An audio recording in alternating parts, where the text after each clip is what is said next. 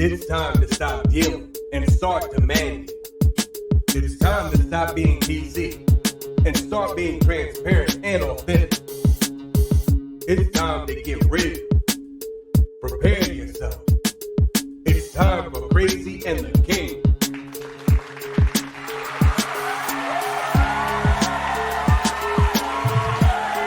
Welcome to Crazy and the King. Are we doing the weeks of quarantine anymore, Torin? Are we over it? Listen, let me tell you, I know we're still in it. I just stopped counting at around 5 or 6. And not because I was frustrated, because Jay, I got to tell you, I have been really in a good mood. I've gotten a lot of calls, from individuals that have been frustrated, disappointed, people not necessarily sure how to make their next move, tension, anxiety, and I'm not in any way, frowning on those individuals, but I have been really in a good space. However, I stopped counting after like week 5 or 6. So we have a new saying in our house, and it's every day is today. Yep, every day. And so we're just every day is today. We're dealing with today and not worrying about tomorrow, and tomorrow will be today. Yeah. Well, let me tell you, speaking of every day is today, certainly there is some different sentiment as we move around the country. And last week, Mr. Powell pushed for robust policy action. He is the Fed chairman. And he said that economic devastation was, quote, hard to capture in words. That's Jerome Powell, the Fed chairman, while down the conference table, just kind of virtually slide down the conference table. Mr. Mnuchin called for a rapid reopening. Quote, his feeling is there is the risk of permanent damage if states delay, the Treasury Secretary said. So you have competing arguments. And today is, what's the saying? What's the saying today? What's the saying? Every day is today. Yeah, every day. Every day. So we have competing arguments. Every day is today. And so I don't know where you are in the state. I think all 48 out of 50, or that didn't even make sense. I think 48 out of 50, all 48. I think 48 out of 50 have reopened. And so what we just encourage each and every person to do is, not to think necessarily about the economy. We've all taken a hit.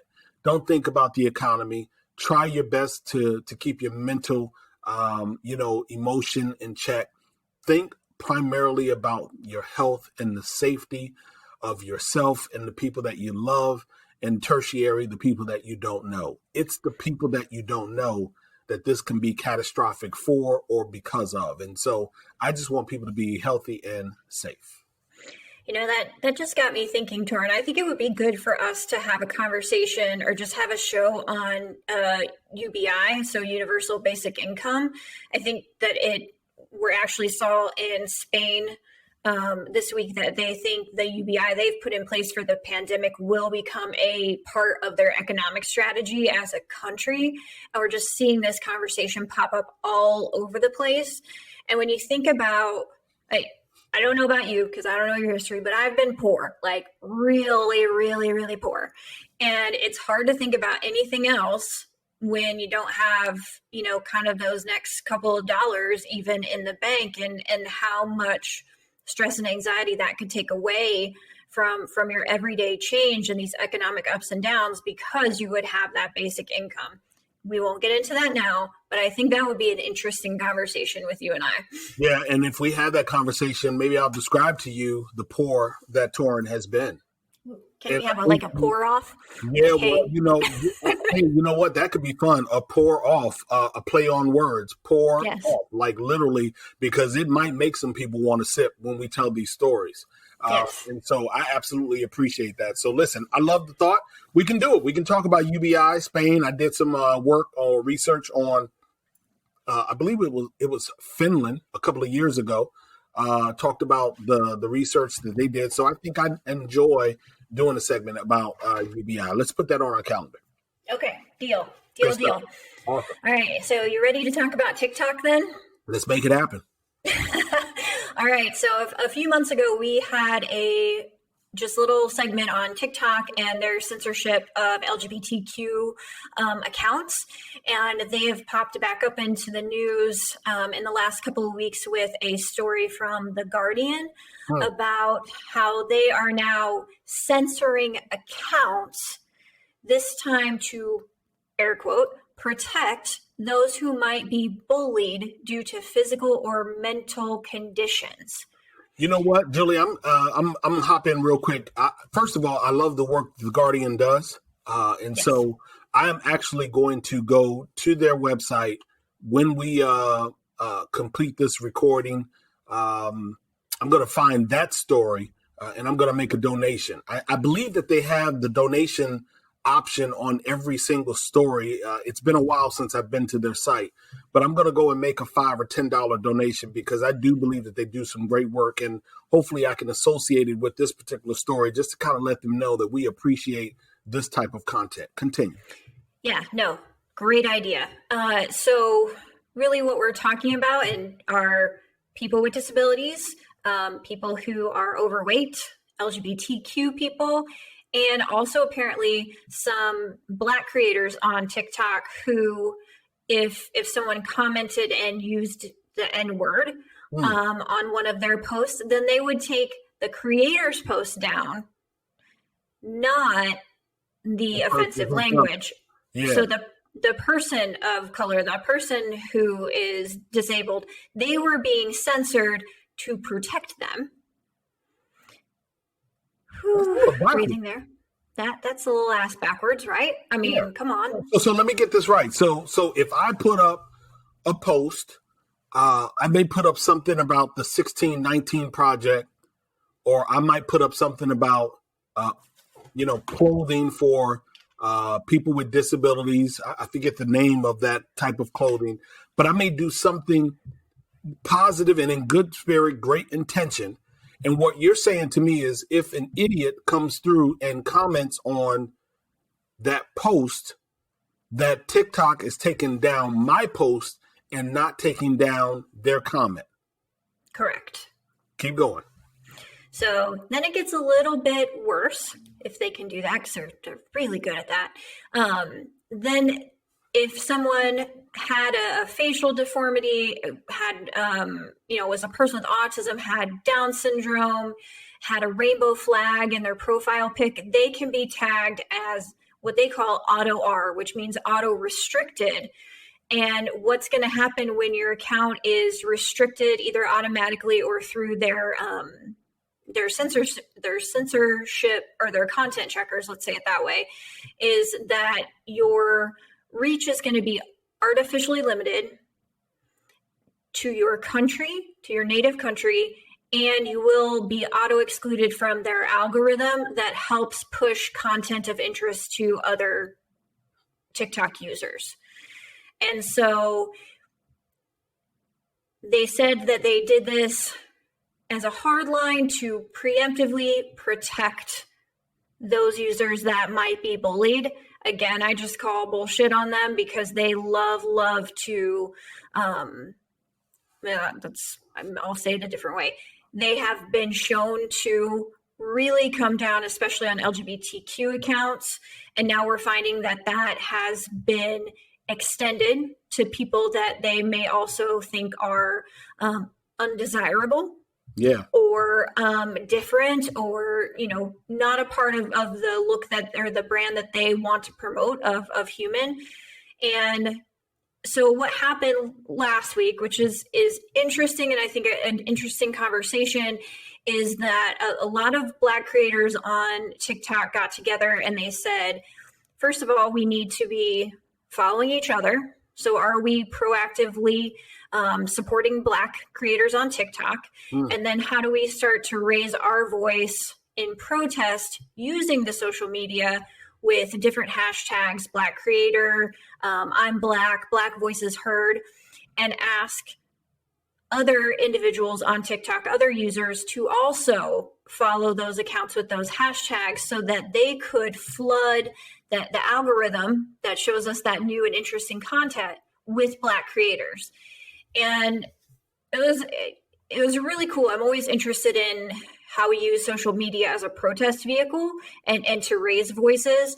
And CNN did an article then just in the last few days about how the hashtag Black creators had more than 6 million views. It was trending on TikTok. And we were also seeing Black creators feeling very invigorated, very heard, very excited because they were growing their platform and their use of TikTok. And it reminded a little bit to the shout out that you gave last week about following the hijabi women. And I think it's important. I think it becomes relatively easy for us. I'm talking as a white person, relatively easy for us to sort of not recognize that we're in our bubble and we're not following Black voices. We're not following Muslim voices. We're not following LGBTQ voices. We're not following disabled voices. And this is a demonstration that those social media platforms and how we utilize them do have an impact on people. And they do change the way that we engage each other, sometimes very negatively, but in cases like this, to the positive. Yeah, let me tell you, I often go through and do a bit of a purge inside of my Twitter. I don't use TikTok, but I'm assuming that it works in some of the similar ways of other social media platforms. And so I regularly go through and purge the people that I'm following. I kind of use this number of 200 or somewhere between 200 and 300. And, I'll take some folks out and swap some folks in. And like you mentioned, I put the hijabi women in last week. I also went out and signed up for a few Muslim-related newsletters. And so I'm getting their newsletters now and beginning to read that information. I just think that it's extremely important, especially when you consider that on a lot of these social media platforms, Blacks absolutely over-index in terms of usage.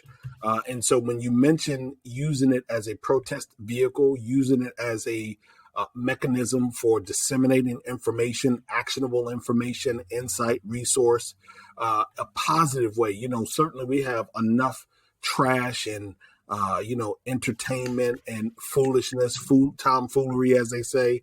Every once in a while I smile and laugh at some of the stuff that's there, but, primarily I use it. I'm kind of boring, but primarily I use it to really push the narrative around, D&I and what is it that we are considering. So I am happy that these individuals were able to coalesce and come away with hashtags that are going to bring awareness to this issue.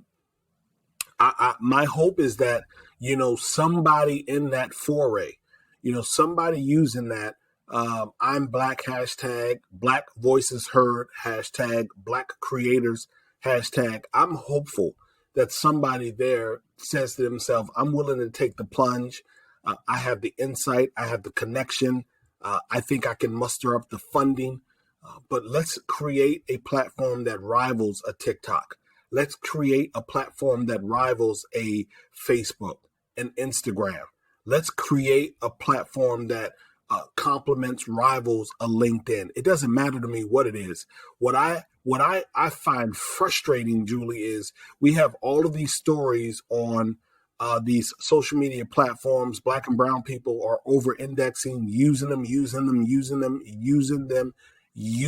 ad nauseum, and yet we don't really benefit from it. And so that's a piece that's frustrating for me. And so now here we are finding ourselves being censored.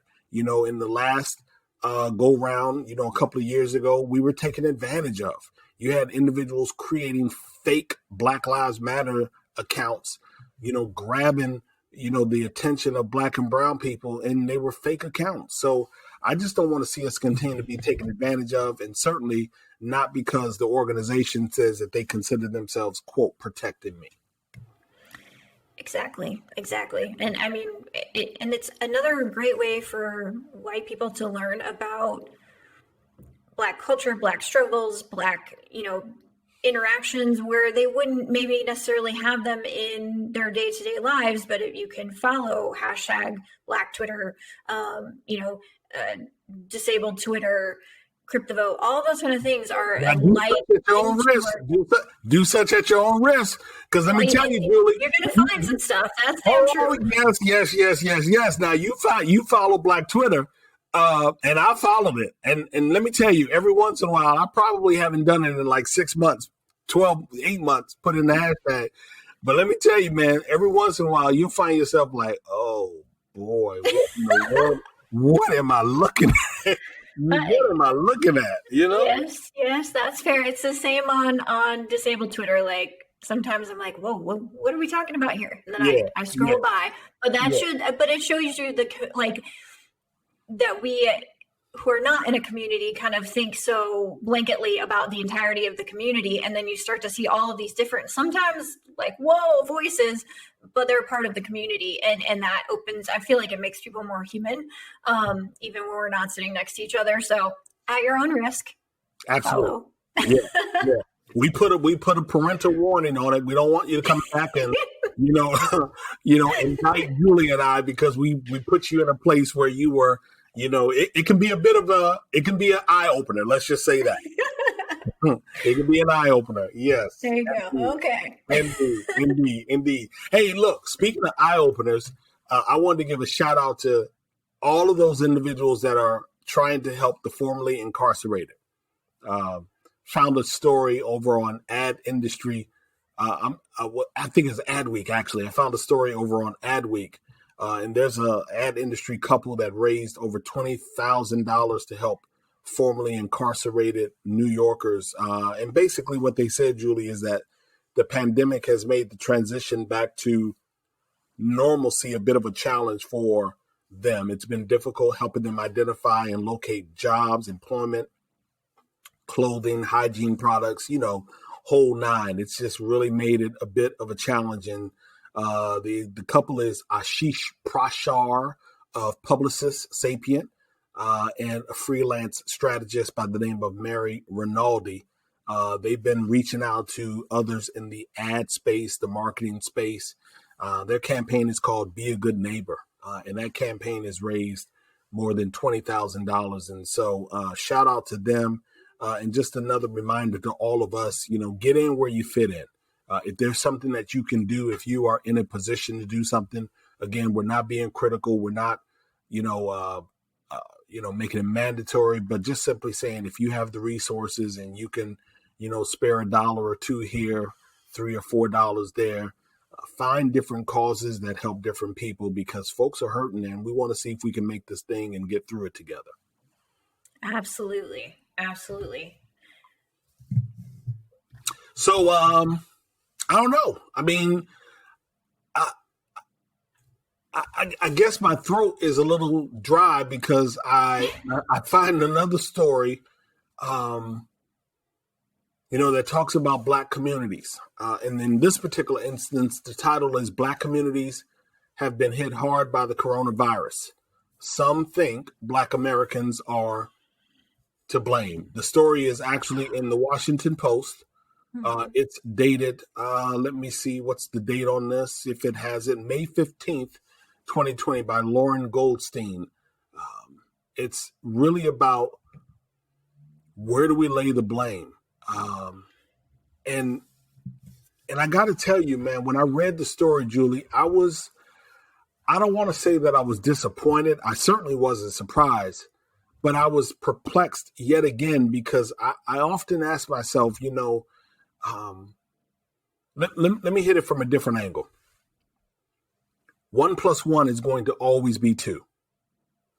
No matter what we do, for the most part, you cannot refute math and science. Like those two things, there really is no argument around them. I've got some people to introduce you to, but okay, let's go with that metaphor. Okay, all right. 1 + 1 is going to equal 2, and so I'm always perplexed by people that can see scenarios and are not willing to see the totality of the scenario. So you've heard me say that life requires personal responsibility as well as public policy. I've said that often. And it's not an original statement by me, but true just the same. And so actually, when we think back to April 10th, I know it seems like a long time ago, but Jerome Adams, the U.S. Surgeon General, stood up at a podium and as a Black man, he said that Black communities, quote, are not helpless and ought to avoid alcohol, tobacco, and drugs. Now, listen, this was in reference to the virus spreading and, some other stuff. So let's stop right there. Do you know who Jerome Adams is, other than being the current Surgeon General? Not at all. So Jerome Adams was the Surgeon General, or I'm sorry, not the Surgeon General, but the top health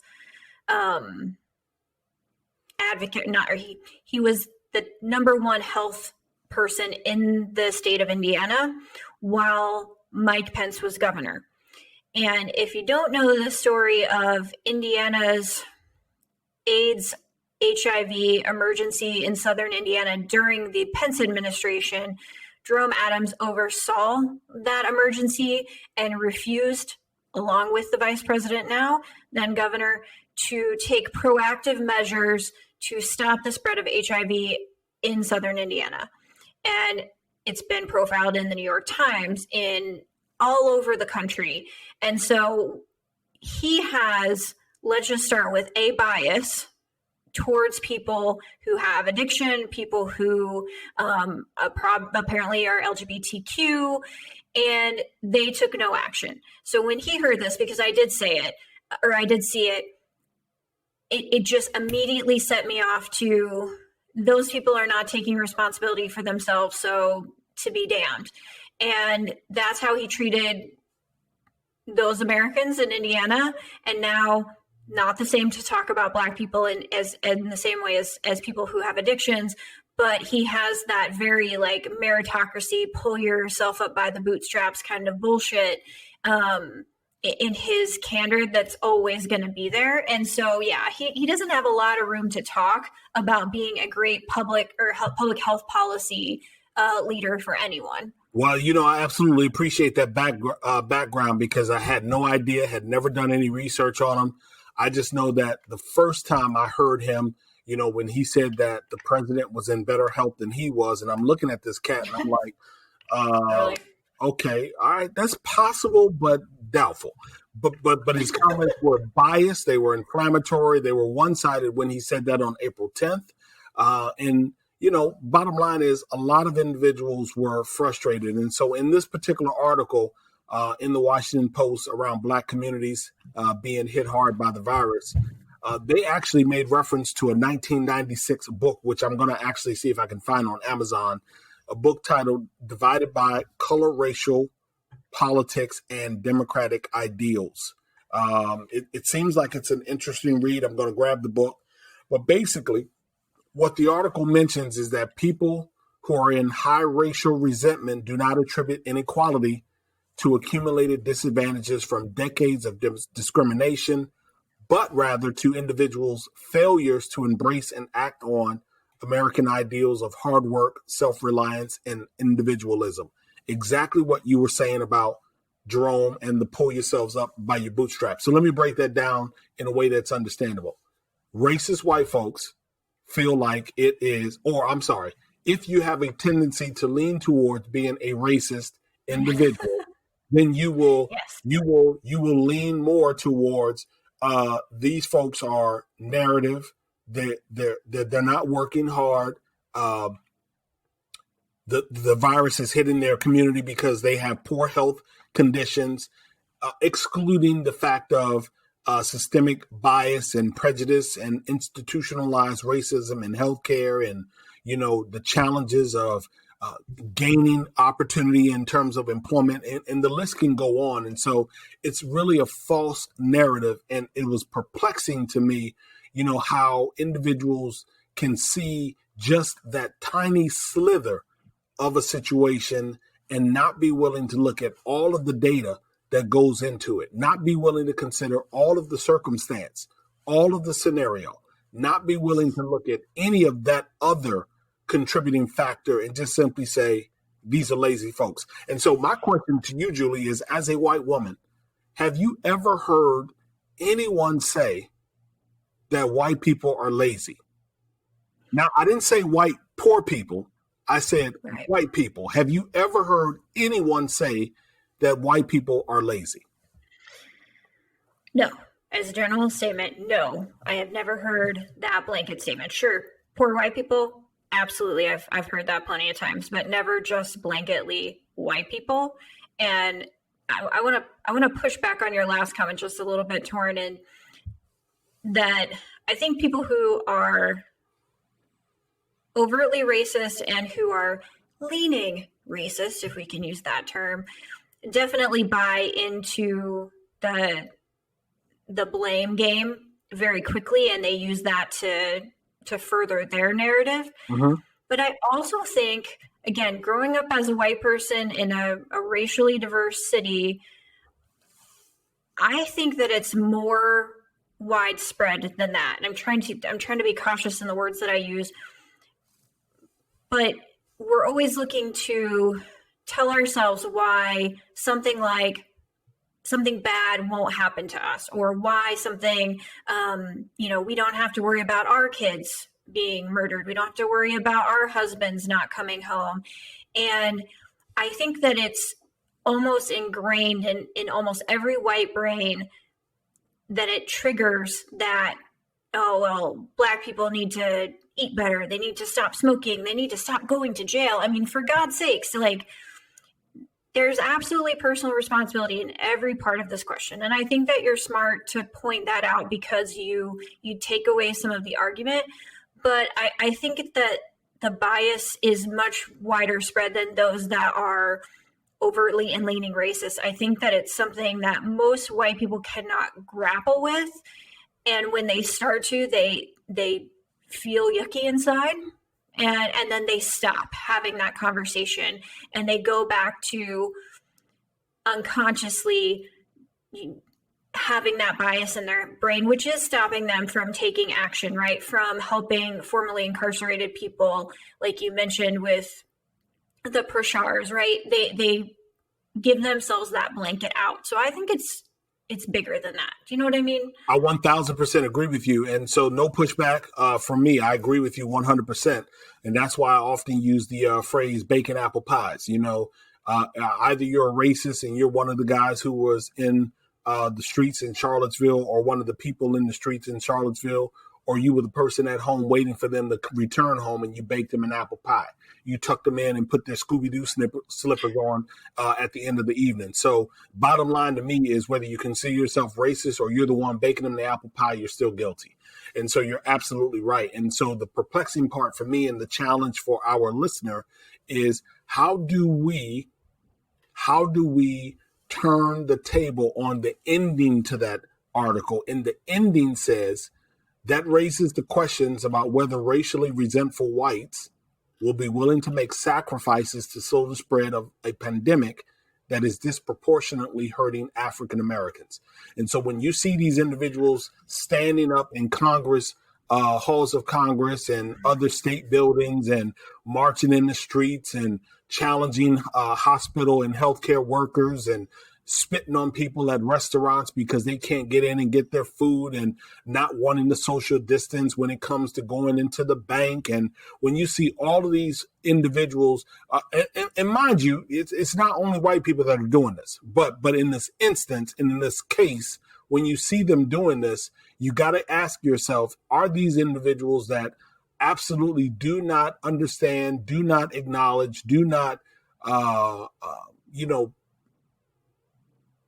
address the uncomfortable reality that privilege of theirs is a reality, and this is the only way that we are going to change the narrative around D&I, equity, and belonging, is that we must all be able to find some frequency of similarity.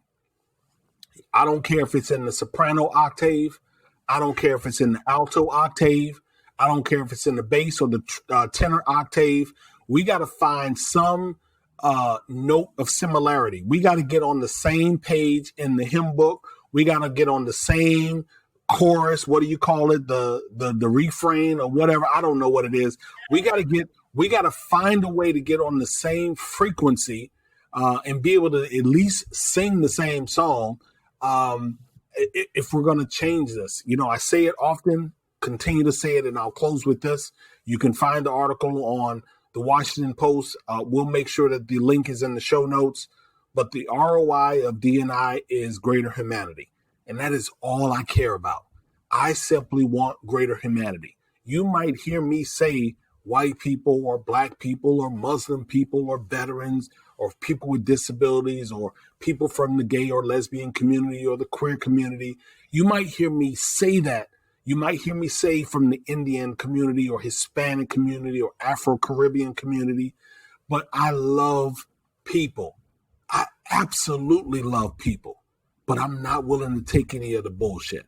And I'm tired of us not being willing to be honest as it relates to the various issues that play, and in many ways, Julie, are deteriorating from our humanity. Yeah.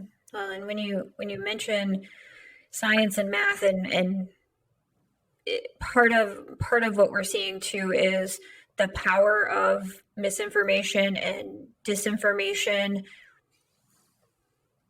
dividing us. If we cannot agree plainly that this is a pandemic, if we cannot agree plainly that 90 plus, 100,000 plus Americans have died, how are we going to get to the place where we can have a conversation that you have to take responsibility for your brother, whether that is a black man or a white woman or whoever it is, when we have a swath of the country who won't agree to the basic facts of the matter anymore and who will wrap themselves nicely in the Confederate flag to protest their oppression, right? I mean, we're fighting this battle on so many fronts right now that I think we also have to look at the totality of what is changing the narrative and what is making us more divided and is also empowering those individuals to behave in more overt ways. And I think some of them, not those that are out protesting, but some of them who are baking those apple pies don't understand the impact on the Black community, but they choose not to. And they're allowing themselves to be influenced by false narratives that are much, much larger even than the conversation that you and I are having here. They're at the base of our institutions. No, you're absolutely right. And again, we got to get outside of our bubble. You often talk about that bubble. We have to get outside of that bubble. It is mandatory for all of us. I just think it's healthier if we get outside of the bubble and we are not afraid. Speaking of bubble, next month is LGBTQ Pride Month. And Tubi, which is a streaming service, is offering a range of independent LGBTQ films, a number of films that, people may know. I've never seen any of them, but I am going to see some of them. Just like I watched Crip Camp about a month or so ago, I'm going to sign up for Tubi. If it costs money, I'm going to pay for the month and at least listen and be supportive and become more aware, if you will. It's just another cog in my wheel of information and learning. I always stay in a posture of learning. So you can access these titles through the month of June. I believe that they have some level of, compliment or discount, but go to Tubi, Tubi. Again, go to Tubi, Tubi. Jay, who's your name drop? My name drop is Annie Glenn, wife of the astronaut John Glenn, who passed away from COVID about a week and a half ago. And she was over 100 years old, married to John Glenn for 73 years. So that earns a name drop all by itself. But she also was a person with a disability. She had a lifelong stutter, and she knows how that impacted her and the opportunities that she had to overcome that due to her place in life, and did a lot of work for our community to raise awareness about communication disorders and other types of disabilities, and lived a really wonderful and impactful life. So, to Annie Glenn. Absolutely. Rest in peace, Annie Glenn. My shout out or my name drop, Dr. Patty Fletcher. She wrote the book, Disruptors, Success Strategies for Women Who Break the Mold. Love Dr. Patty Fletcher. You can find her on Twitter at Dr. Patty, Patti, Fletcher, Fletcher. Again, at Dr. Patty Fletcher. She is an incredible individual. She and I collaborated on an article for Entrepreneur Magazine a few weeks a few weeks back, and you can find that. I can't remember the title of such right now, but nonetheless, Dr. Patty Fletcher, you are my name drop for this particular week. Take us out, Jay. Yeah, so next week you and I are going to have some fun at HR Summer School, which doesn't sound fun, but it will be fun. I've seen the lineup. It's 2 days of great content. You and I. No detention, good content. Oh, Lord, I hope not. Yes. No detention, great content. You can drink gin while you're watching. And on June 2nd, which is the second day of HR Summer School, Torin and I will be wrapping up the event with a live conversation with Ben Eubanks. And on June 3rd, I'll be rocking the morning keynote at Transform HR. You can use the hashtag TransformHR. If you haven't signed up and gotten the ticket, if you tweet me, I'll get you a code so you can get a discount. And if you show me real love, I'll get you a complimentary pass. Check that out. I'm just saying, Transform HR is the hashtag. If you tweet me, I'll get you a discount. If you show the kid real love, I'll get you a complimentary pass. We close encouraging each and every one of you to be a better human. We want you to have an awesome rest of the week. You can catch me on Sirius XM channel 126 Sunday, 1 p.m. Eastern. Sirius XM 126, 1 p.m. Eastern on Sunday. For now, Jay and I are Ghost. See ya.